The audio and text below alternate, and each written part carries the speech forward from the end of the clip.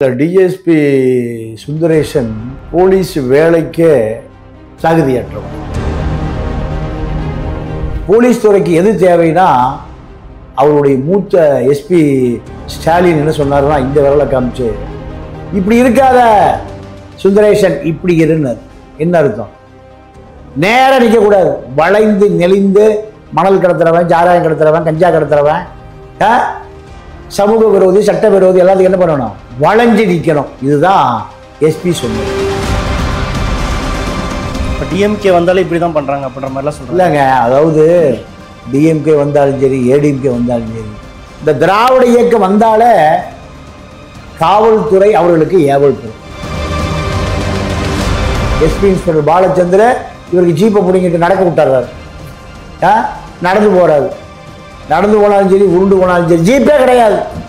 ஏன் எங்க ஆளுக்கு கூட ஜீப்பில் இப்போ கடத்த முடியறதில்லை. பாலச்சந்தர் இன்ஸ்பெக்டர். ஆனால் பாலியல் வழக்கம் ஒரு மாதிரி சொல்கிறாங்க. இல்லை, என்ன அவர் பின்லாடன் கூட இருந்தாலும் வழக்கு வரும். பின்லாடன் இருந்தார்ல, ஒசாமா பின்லாடன், இந்து குசுமலையில் ஒளிஞ்சிருந்தார்ல, அவர் கூட கூட்டாளியில் வழக்கு வரும். காவல்துறை அதிகாரி லஞ்சம் வாங்குவதை தடுத்தால் அவருக்கு பல வழக்கு வரும்.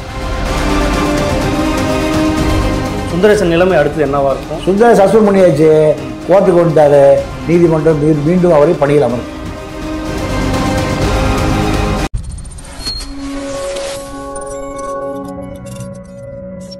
கலர் கண்ணாடி வாய்ஸ் நேயர்களுக்கு வணக்கம். இன்று நம்முடைய அரசியல் விமர்சகர் தமிழா பாண்டியன். வணக்கம் சார். வணக்கம். இப்போ பார்த்தீங்கன்னா டிஎஸ்பி சுந்தரேசனை வந்து சஸ்பெண்ட் பண்ணதா சொல்லியிருக்காங்க. என்ன சார் நடந்தது?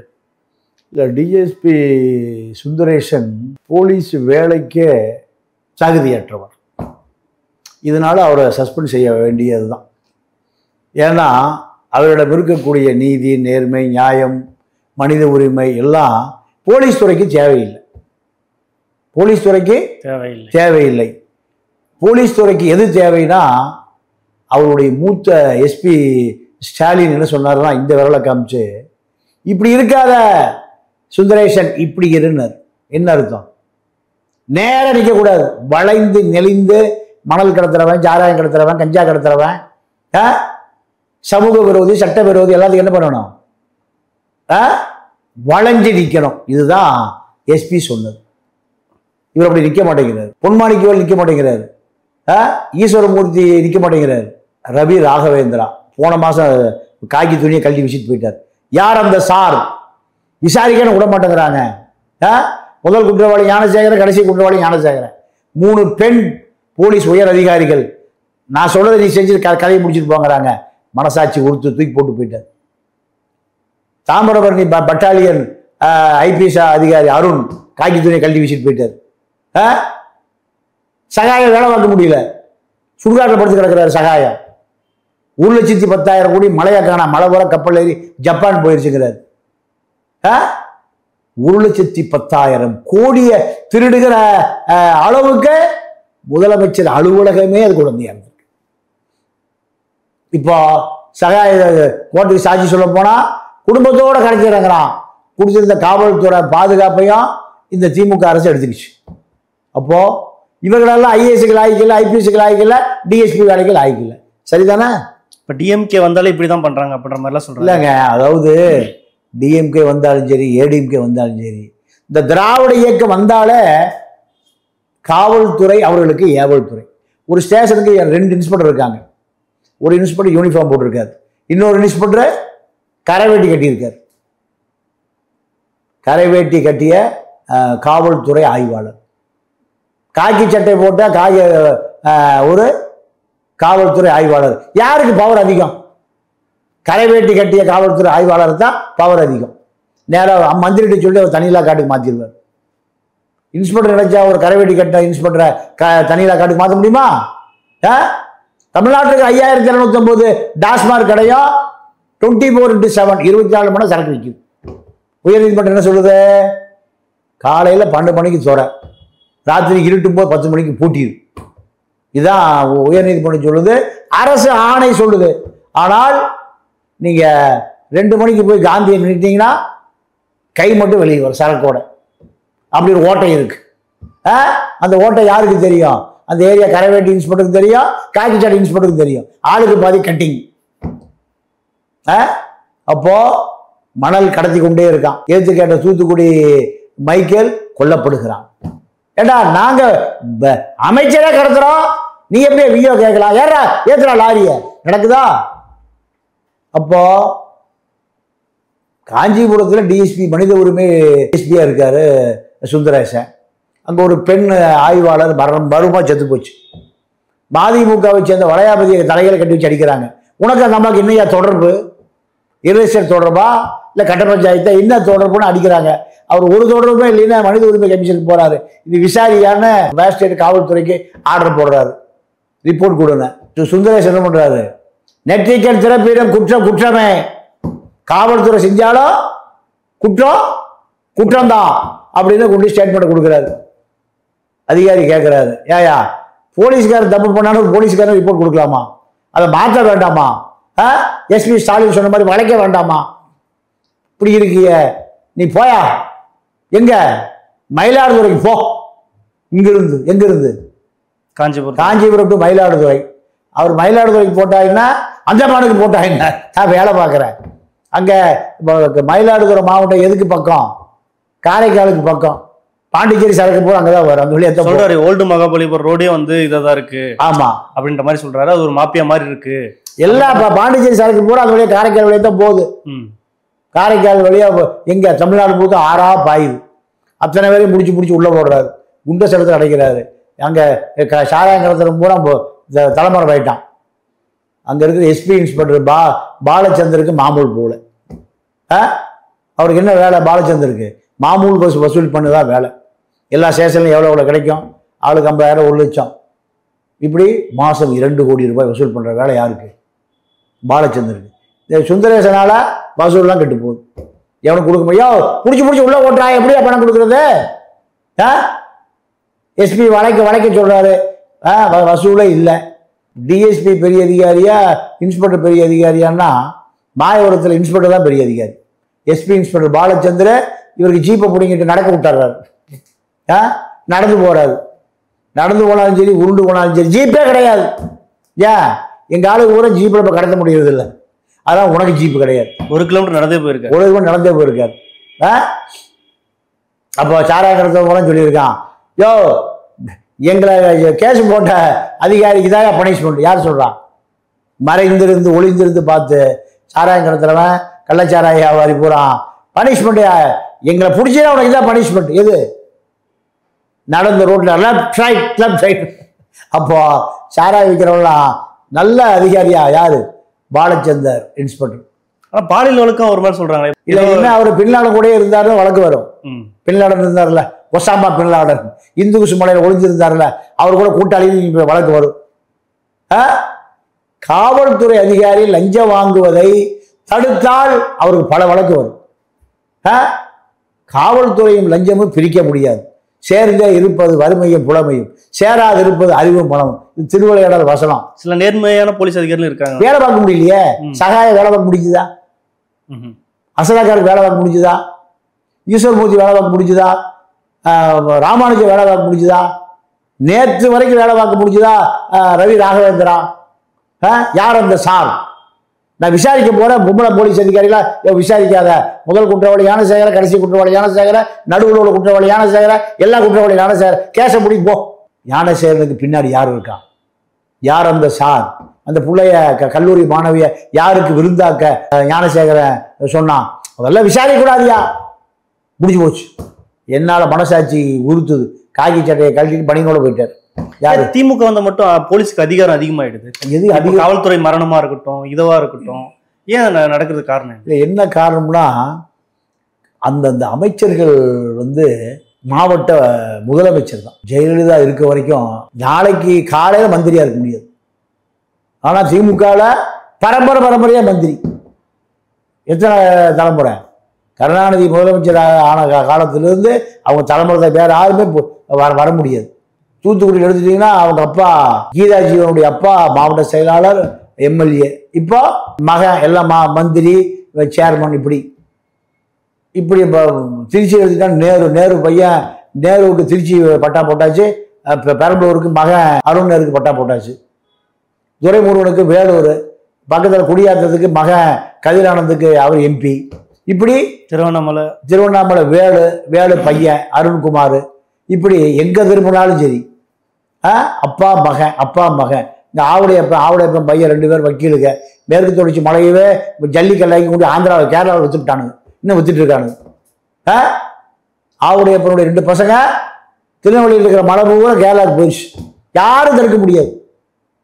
தடுத்தா அடுத்த நாள் காலையில் எங்கே இருப்பாங்க? பள்ளத்தில் இருப்பாங்க. இப்படித்தான் காவல்துறைக்கு எந்த வேலையுமே இல்லை. ஒவ்வொரு ஸ்டேஷனுக்கும், ஒவ்வொரு எஸ்பி ஆஃபீஸுக்கும், ஒவ்வொரு டிஎஸ்பி ஆஃபீஸுக்கும் 2 அதிகாரிகள். ஒருவர் காக்கி யூனிஃபார்ம் போட்டிருப்பாரு, இன்னொருத்தர் கரைவேட்டியில் இருப்பார். அவரை மீறி எது செஞ்சாலும் தண்ணி இல்லாத காட்டுக்கு தான். அப்போ எப்படி காவல்துறைக்கு எந்த அதிகாரம் இருக்கும்? காவல்துறை எப்படி வேலை செய்வோம்? அதிமுக அப்படி ஒரு பிரச்சனை கிடையாது. அதிமுகவே இப்படித்தான் இருக்கும். வேலுமணியை பிடிச்சி 5 கோடி கொடுத்தா ஏகே விஸ்வநாதன் கோயம்புத்தூர் கமிஷனர், 10 கோடி கொடுத்தா சென்னை கமிஷனர், ஜாங்கிட்டு 40 கோடி கொடுத்து புதுசாக கமிஷனை உருவாக்கி சபர்பனுக்கு அவர் கமிஷனர். திராவிட இயக்க ஆட்சி இதில் இதெல்லாம் சகஜம். வேலுமணி, தங்கமணி, வீரமணி இவர்களை பிடித்தால் டிஸ்ட்ரிக்ட் எஸ்பியாக போயிடலாம். இங்கே துரைமுருகா, ஏவாவேலு இவர்களை பிடித்தால் எந்த டிஸ்ட்ரிக்ட் எஸ்பியாக போயிடலாம். இது 2 எழுதப்படாத சட்டம். திமுக, அதிமுக, காமராஜர் சொன்னதை போல ஒரே குட்டையில் உரிய மட்டைகள். அதனால் அதிமுக நல்லா இருக்கு, திமுக நல்லா இருக்கு சொல்ல முடியாது. அவன் இவன் தேடி பாதியை கொடுப்பான், இவர் தேடி பாதியை அவருக்கு கொடுப்பார். 2 பேரும் பகிர்ந்து கொள்வார்கள் பதவியை. ஏன் திமுக திருடும்போது அதிமுக போய் லாரியெல்லாம் மதிக்குமா? மணல் லாரிய இவன் காலத்தில் 2000 லாரி டெய்லி ஆந்திராவுக்கு போச்சுன்னா, கர்நாடகா போச்சுன்னா, கேரளாவுக்கு போச்சுன்னா, இவங்க 3000 லாரி போகும். திருடுவது என்பது திராவிட இயக்கத்துக்கு சொந்தமான பொது கொள்கை. அதனால அதுக்கெல்லாம் வாய்ப்பே இல்லை. நேர்மையான அதிகாரிகள் வேலையே பார்க்க முடியாது. இதுதான் யதார்த்தம். டேவிட்சன் ஆசீர்வாதம், செந்தில் வேலன் 2 பேரும் ரியல் எஸ்டேட் ஐஜிகள் அல்ல. நான் அடிச்சு சொல்றேன். 2 பேருமே ரியல் எஸ்டேட் ஐஜியும் இல்லை, ரியல் எஸ்டேட் ஏடிஜிபியும் இல்லை. அவர் டேவிட்சன் ஆசீர்வாதத்தின் மீது உள்ள புகார் என்னன்னா, அவர் மதுரை கமிஷனராக இருக்கும்போது பாஸ்போர்ட்டு ஒரு டிராவல் ஏஜென்சி வச்சு பாஸ்போர்ட் வாங்கி கொடுத்தாருங்கிறது அவர் மேலே புகார். ஒரு ஐஜி நினைச்சாருன்னா 5000 ரூபா 10,000 ரூபாய் பாஸ்போர்ட்ல அடிக்க வேண்டிய அவசியம் இல்லை. ஒரே ஷாட்ல ஒரு ரியல் எஸ்டேட் பேங்க் பிடிச்சி கொடுத்தாலும் 100 கோடி ரூபா வரும். எவ்வளவு? 100 கோடி வரும். ஐஜி ஒரு 4 பிரச்சனை முடிச்சு கொடுத்தாலும் 400 கோடி வந்து. சென்னை கமிஷனராக வருகிற ஒவ்வொருவருடைய சொத்து மதிப்போ பல 1000 கோடி, பல 1000. ஜார்ஜ் பெரிய பளிங்கு மாலை கட்டி வச்சிருக்காரு மணப்பாக்கத்துல. ஜாங்கிட்டு மணப்பாக்கத்துல பல கொலைகள் பண்ணி மணப்பாக்கம் கூட அவர் சொத்து தான். பிஆர்பி எங்க அந்த மலையை குறைஞ்சி விற்கிறாரு, அங்க பாத்தீங்கன்னா ஜாங்கிட் நகர். போலீஸ் அதிகாரி பேர்ல ஒரு நகர் இருக்குன்னா காரி துப்புறான் தமிழ்நாட்டை பத்தி. அதாவது எஸ்பி வேலை பார்த்துருப்பாரா, டிஐஜி வேலை பார்த்துருப்பாரா, ஐஜி வேலை பார்த்துருப்பாரா, ரியல் எஸ்டேட் பண்ணிட்டு இருந்திருப்பாரா? கேவலம். இந்த அத்தனை சலிச்சு தானே இருந்தா ஆளுங்கட்சி, எதிர்கட்சி, கம்யூனிஸ்ட் கட்சி, சிங்கம், புலி, சிறுத்தை எல்லாம் சலிச்சு தானே இருந்தான். வட இந்திய அதிகாரிக்கு ஜாங்கிட் நகர்னு சைட் போட்டு விற்கிறான் யூனிஃபார்ம்லன்னா இது டிபார்ட்மெண்டா? தமிழை முட்டா அடிமுட்டா போய விசாரணைக்காரவன வட இந்திய அதிகாரி யாரு? பல் பிடிங்கி பல் பிரிச்சிக்கு பல்ல புடுங்குறான், குரல் எடுத்து புடுங்குறானுங்க. இதுக்கு எவ்வளவு கேவலம் தமிழன் பாருங்க. அடி முட்டா போய தமிழர்னா சொன்னாலே எதுக்கு ஆகாதவன்னு பஞ்சாப்ல போய் ஒரு பல்ல பிடிக்க முடியுமா? கேரளாவில் பிடுங்க முடியுமா? ஆந்திராவில் பிடுங்க முடியுமா? வெஸ்ட் பெங்கால் பிடுங்க முடியுமா? விசாரணைக்கவன சைக்கிள் கடையில் குரடை வாங்கி பல்ல பிடுங்குறான்னா எவ்வளவு தைரியம் இருக்கு அந்த அதிகாரிக்கு. இவன் எவ்வளவு ஜெயராஜ் பென்னிஸ் அடிச்சே ஓடுறான். ஒரு 50 பேர் வக்கீல் இல்லை, ஒரு 500 பப்ளிக் இல்லை. அஜித் குமார் அடிக்கும் போது ஒரு 100-500 பேர் இல்லை. உடனே நடவடிக்கை எடுத்தான்னு சொல்றாங்கல்ல. அதை அடிச்சு கொண்டு விட்டானுங்க, முடிஞ்சு. அதான் நடவடிக்கை. லேட்டாலாம் கொள்ளக்கூடாது, ஒரே நாள்ல அடிச்சு கொண்டாடணும். இதுதான் நடவடிக்கை. எப்படி நல்ல நடவடிக்கை? எஸ்பிக்கே தெரியாதுங்கிறாரு, என்ன நடந்ததுன்னா தெரியாதுங்கிறாரு எஸ்பி. அப்போ தமிழ்நாட்டை பொறுத்தவரை அரசியல்வாதிகள் அதிகாரத்தை அவர்கள் எடுத்து கழித்தது தான் மக்களுக்கு. இதுதான் திமுக, அதிமுக 2 ஆட்சிகளுமே இதுதான். அதிகாரத்துக்கு பின்னாடி எதனா ஒரு லாப நோக்கம் இருக்கா திமுக? பல ஆயிரம் கோடி இருக்கு, பல ஆயிரம் கோடி. சட்டவிரோத செயல்கள் பூராம காவல்துறை வச்சானு செய்யறான். எப்படி எப்படி சொல்றீங்க? மணல் கடத்துறது போலீஸ் பிடிக்கணுமா இல்லையா? போலீஸ் பிடிக்குதா மணல் கடத்துறத? மைன்ஸ் அதிகாரி பிடிக்கிறாங்களா? தாசில்தார் பிடிக்கிறாரா? கலெக்டர் பிடிக்கிறாரா? எஸ்பி பிடிக்கிறாரா? பிடிக்கணுமா இல்லையா? ஒரு நாளைக்கு 2000 லாரி கேரளா, கரூர் வந்து கேரளாவுக்கு போகுது. ஒரு நாளைக்கு 2000 லாரி நீங்க வந்து கர்நாடகா போகுது. யாருக்குமே தெரியாதா? அப்போ காவல்துறை அங்கெல்லாம் போகக்கூடாது. எஸ்பி ஸ்டாலின் சொன்ன மாதிரி தான் சுந்தரேசன் கிட்ட, இப்படி இருக்காதையா, வளர்ச்சிக்கியா, மணல் கடத்தவனுக்கெல்லாம் திரும்பி நின்னுக்கா. கஞ்சா கடத்துறவன், சாராயம் கடத்துறவன், அபின் கடத்துறவன், பாண்டிச்சேரி சரக்கு கடத்துறவன் வந்தா தொப்பியை கழட்டிட்டு எங்கேயாவது ஒழிச்சுக்க போய் எப்படி சுந்தரேசன் போலீஸ் வேலை செய்ய முடியும்? சுந்தரேசன் எப்படி பொன்மாணிக்கு வேலை எப்படி போலீஸ் வேலை செய்ய முடியும்? திருடன் சிலையை பூரா பிடிச்சாரு. சிலை பூராமே அப்படி இந்த தமிழ்நாட்டுக்கு வந்ததுன்னா பொன்மாணிக்கு வேலை தான். ஒரு டிஎஸ்பி விட்டு பொய் கேஸ் போட்டு இந்த ஜாங்கிட்டு அவரை சித்திரவதை பண்றான். திருடனமும் நல்லா இருக்கான், திருட்டை கண்டுபிடிச்சவன் படாத பாடுபடுறான். ஈஸ்வரமூர்த்தி வேலையே பார்க்க முடியல, போலீஸ் வேலையே வேண்டாம் எழுதி கொடுத்துட்டு போறாரு. ராமானுஜ் எவ்வளவு நேர்மையான அதிகாரி, மிக மிக நேர்மையான அதிகாரி, வேலை பார்க்க முடியலையே. அசலாக்கா இருக்கனாலதான் இந்த ஏடிஜிபியும் ஜெகன்மூர்த்தியும் வழக்கு போட்டாங்க. அசலாக்காருக்கு இல்லைன்னா ஒண்ணுமே இருக்காது. ஏடிஜிபி ஆள் கடத்துறாரு அவர் ஜீப்ல. எம்எல்ஏ அதிகார போட்டி இருக்கா? ஒரு போட்டியும் இல்லை, ஒரே போட்டி தான், காந்தி போட்டி. டெய்லி காந்தியை பார்க்கணும், ரியல் எஸ்டேட் பண்ணணும், கட்ட பஞ்சாயத்து பண்ணணும், எல்லாம் கோடி கோடியா சம்பாதிக்கணும். இதுதான் போட்டி. வேற அதிகார போட்டி நல்லது நடக்கிறதுக்கு அதிகார போட்டி வரும். இதுதான் திருடி எல்லாம் பங்கு வச்சுக்கிறதாச்சே. கோடிகளில் குவிப்பதாக எல்லாமே ரியல் எஸ்டேட் பண்ணாத ஏதாவது காக்கி துணியை காமிங்க. 1000 கோடி, 2000 கோடி, 500 கோடி, 300 கோடி, 50 கோடி, 100 கோடி, எது எல்லா காவல்துறையின் உடந்தையோடு தான் ரியல் எஸ்டேட் பண்ணப்படுகிறது. அமைச்சரை காப்பாற்ற வேண்டியதா இருக்கு, அதிகாரி காப்பாற்ற வேண்டியது இருக்கு, பில்டரை காப்பாற்ற வேண்டியது இருக்கு. ஸ்காட்லாந்து போலீஸ் அளவுக்கு அப்படின்ற மாதிரி சொல்றாங்கல்ல. இல்ல, அதெல்லாம் அருள் காலத்துல, காங்கிரஸ்காரன் காலத்துல ஐஜி அருள்னு ஒருத்தர் இருந்தார். அவரு ஊட்டியில ஒரு போலீஸ் அணிவகுப்புக்கு போறார். அணிவகுப்புக்கு போகும்போது ஒருத்தர்கிட்ட நின்று, ஏன் அவனுடைய சாக்ஸ் கிழிஞ்சிருக்கிறார். யாரு? ஐஜி. இன்னைக்கு மாதிரி டிஜிபி ஐஜி தான். அவன் மிரண்டு போய், ஆமாயா 2 செட்டு தான் கொடுத்தாங்க, 2 மாற்றி மாற்றி போட்டு துவைச்சு கிழிஞ்சு போச்சாங்கிறார். அவர் எப்படி கிழிஞ்சிருக்கு கண்டுபிடிச்சாரு? அந்த குளிர்ல காலு ஆடுது, மீதெல்லாம் ஸ்டிப் பண்ணிக்கிறான். அப்போ சாக்ஸ் கிழிஞ்சிருக்குன்னு அர்த்தம், குளிர் உள்ள போகுதுன்னு அர்த்தம். அதுதான் ஸ்காட்லாந்து யார்டு. கள்ளநோட்டு கிருஷ்ணன் வீட்டில் போய் ஒரு காது கேட்காத ஒரு காவல்துறை அதிகாரி அனுப்பி, வேலைக்காரனை அனுப்பி புல்லு வெட்ட போய் கள்ளநோட்டு கிருஷ்ணன் கதையை முடிச்சார். யார்? ஐஜிஆர். நீங்க அப்படி ஆளா இருப்பாங்களா? கள்ளநோட்டுக்காரனோட கம்பெனி பார்ட்னர் போட்டுக்குவானுங்க. கள்ளநோட்டு அடித்தால் அவரோட பார்ட்னர். இன்னைக்கெல்லாம் காமராஜர் காலத்துல, காங்கிரஸ் காலத்துல ஒண்ணு கவர்னர் வச்சிருப்பாரு, இன்னொரு காரு ஐஜி வச்சிருப்பாரு. ஐஜி கார் வந்தா டிராபிக் நிறுத்தி சைட் அடிச்சு விட்டுருவாங்க. அந்த காரை அவர் ஓட்டுறதே இல்லை. குடியரசு தினம், சுதந்திர தினம், முதலமைச்சர் பதவி எப்படியா நிகழ்ச்சி வந்தால் தான் அந்த காரில் வருவார். மற்ற நேரத்தில் சாதா காரில் தான் போவார். ஒரு நாள் டிராபிக் நிறுத்தப்படுகிறது, அந்த பென்ஸ் கார் போகுது. ஐஜி போறாரு அப்படின்னு டிராபிக் போலீஸ் சைட் அடிச்சு காரை விட்டுறான். ஐஜி இறங்கி இருக்க, டேய் நான் இங்கே இருக்க, அந்த கார் யார் ஓட்டுறது, யார் ஓட்டானு போய் அரசு தூக்கி ரிமாண்ட் பண்ணுங்கிறார். ஐயா யோ சொல்றதை ஜெய். போய் பார்த்தா ஐஜி மகன் ஒரு காரில் உட்காந்துருக்காரு. எந்த காரில்? ரிமாண்ட் பண்ணுகிறாரு. யார? ஐஜி மகனை. அவரு தான் அருள். இப்போ அப்படி கிடையாது. இப்போ பென்ஸ்கார வீட்டுக்கு கூட்டிட்டு போய் சின்ன வீட்டுக்கு ஓடிட்டு இருக்குது. சுந்தரேசன் நிலைமை அடுத்தது என்னவா இருக்கும்? சுந்தரேசன் சஸ்பெண்ட் பண்ணியாச்சு, கோர்ட்டுக்கு வந்துட்டாரு. நீதிமன்றம் மீண்டும் அவரை பணியில் அமர்த்தும். நீதிமன்றம் பணியில் அமர்த்தும். ஏன் சஸ்பெண்ட் பண்ணி என்ன காரணத்தை சொல்லலாம்? போலீஸ் அதிகாரிகள் எதையும் சொல்ல முடியாது. போலீஸ் அதிகாரி எதையுமே சொல்ல முடியாது. நீதிமன்றமே என்ன பாராட்டுது, நல்ல இதா இருந்த அப்படின்ற மாதிரி அவர் சொல்றாரு.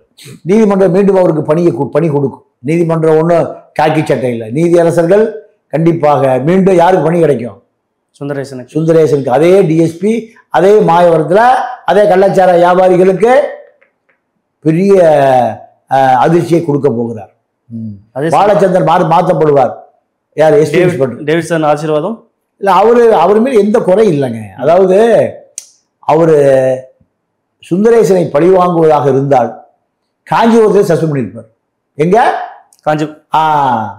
காஞ்சிபுரத்தில் மயிலாடுதுறைக்கெல்லாம் போட மாட்டார். அவர் அதெல்லாம் செய்வதே இல்லை. அதிமுக ஆட்சியில் இவர்கள் தான் உளவுத்துறைக்கு இருந்தாங்க. திமுக ஆட்சியிலே அவருக்கு தான் உளவுத்துறையா. எந்த அரசாங்கம் இருந்தாலும் வேலை செய்வாங்க. ரியல் எஸ்டேட் பண்ண மாட்டாங்கன்னு எடப்பாடிக்கும் தெரியும், ஸ்டாலினுக்கும் தெரியும். ரியல் எஸ்டேட்டு 2 பேரும் பண்ண மாட்டாங்கிறது யார்? நீங்க ஜாங்கிட்ட டிஜிபியை போட சொல்லி 2016-21 ஆட்சி காலத்துல 5 மாநில முதலமைச்சர்கள் எடப்பாடி மிரட்டினாங்க. ராஜஸ்தான் முதலமைச்சர் வசுந்தராஜா சிந்தியா, யோகி ஆதித்யநாத் ஜார்க்கண்ட் முதலமைச்சர், 5 மாநில குஜராத் முதலமைச்சர் யார டிஜிபியை போட சொல்லி ஜாங்கிட்ட எடப்பாடி போடவே இல்லையே. இப்போ அவர் 500 கார்ல ராஜஸ்தான்ல இருந்து டெல்லிக்கு போய் பிஜேபி சேர்ந்தார். யாரு? முன்னாள் கமிஷனர் ஜாங்கிட். அவருடைய பையன் 10,000 கோடிக்கு சொந்தக்காரனா எம்ஜி குழுமத்தினுடைய துணைத் தலைவராக இருக்கார். இதெல்லாம் எப்படி கொள்ளையடிக்க முடிஞ்சது? தமிழ்நாடு வேட்டைக்காடு. தமிழ்நாடு விசாரணைக்கு போனீங்கன்னா பல்ல புடுங்குவான், கிட்னி எடுப்பான், அடிச்சே கொள்ளுவான், அஜித் குமார் மிதிச்சே கொள்ளுவான், தனிப்படை போட்டு கொள்ளுவான். எந்த போராட மாட்டான், அமைதியாக படுத்துக்குவான். காலையில நேரம் டாஸ்மாக் கடையில் 10 ரூபா, செந்தில் பாலாஜி 10 ரூபா கொடுப்பான், பாட்டிலுக்கு 10 ரூபா அதிகமாக கொடுப்பான், சரக்கு வாங்குவான், குடிச்சிட்டு படுத்துக்குவான். இவன் படுத்துக்குவான், பக்கத்து வீட்டுக்கார ஏறி குதிச்சு செவத்து ஏறி குதிச்சு அங்கே வந்து படுத்துக்குவான். அவன் என்ன பண்ணான் இவனுக்கு தெரியாது. இவன் போதை தெளியும் போது அவன் எழுச்சி போயிடுவான். அவன் பையன் போகிறது இவனை தூக்கி போட்டு மிதிப்பான். ஏன்? அப்போ இவன் அப்பனா தான் தானே அவனுக்கு பாசம் இருக்கும், பக்கத்து வீட்டுக்கார, அதனால அடிப்பான். பல அப்பா அடி வாங்குறது இப்படித்தான். பெத்த மகனே இல்லை, யாரா பெற்ற யாருக்கு தெரியும்? டாஸ்மார்க்கு பிறந்த பயிர்கள்லாம் அடிக்கத்தானே செய்வான். தமிழ்நாடு இது இப்படி போயிட்டு இருக்கு. இதை கருணாநிதி தான் பிள்ளையார் சொல்லி போட்டாரு. இப்போ 1 கோடி பாட்டை ஒரு நாளைக்கு விற்குது. இதுதான் தமிழ்நாடு. இன்னும் கொஞ்சம் நாளையில ஹிந்திக்காரன் பூரா வந்துடுவான். இப்போவே 1 கோடி ஹிந்திக்காரன் வந்துட்டான். நம்ம பிள்ளைகளை பூரா கூட்டிட்டு போய் லாஜிக்கு போகிற ஹிந்திக்காரன் தான் போயிட்டு இருக்கான். ஆக இந்தி தமிழ் சமூகம் கலந்து கொண்டு இருக்கிறது. இதுதான் தமிழ்நாட்டில் இப்போ ஒரு மரபணு மாற்றம் நடந்துட்டு இருக்கு. பல்வேறு அரசியல் சார்ந்த தகவலை பயணிக்கிற மற்றொரு. நன்றி, வணக்கம்.